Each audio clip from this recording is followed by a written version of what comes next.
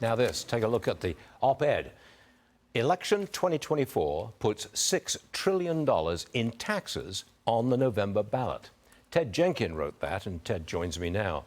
Part of this is the $4 trillion in expiring Trump tax cuts. If they do expire, our taxes go up $4 trillion. Is that accurate?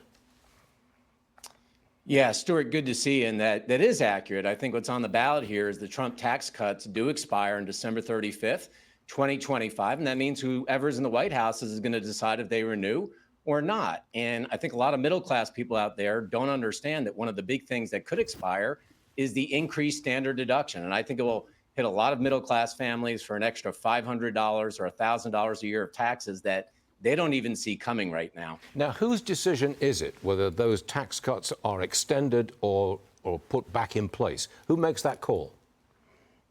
Well, Congress will have to make that call ultimately, but obviously there's going to be a lot of influence dependent upon who's going to be in the White House. And that's why Joe Biden right now has talked about potentially adding an additional $2 trillion in taxes on top of this $4 trillion that could go away. So it could end up being $6 trillion. That's why I wrote the op-ed. Okay, now Biden wants an additional $2 trillion in taxes. What are those new taxes?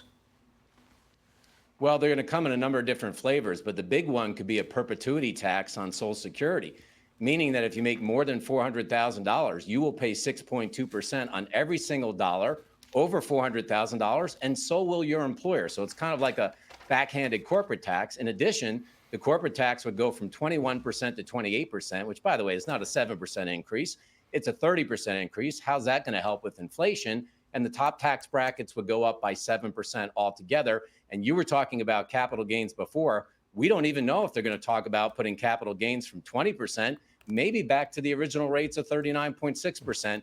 This is what's a little bit scary, and it's at the ballot box in November.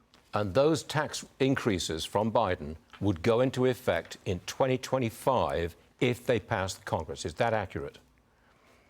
Yeah, well, technically it would be January 1, 2026. But yes, they would pass it somewhere in 2025, and it would go into effect in 2026. That's why this election is so important this year. It's not just the wallets of wealthy people. It's the wallets of many middle-class Americans who don't see what's going to happen with the tax brackets and the standard deduction if they expire. You've explained it well, and it puts me in a retirement bind, but I'll discuss that later. Ted Jenkin, thanks for joining us. We'll see you again real soon.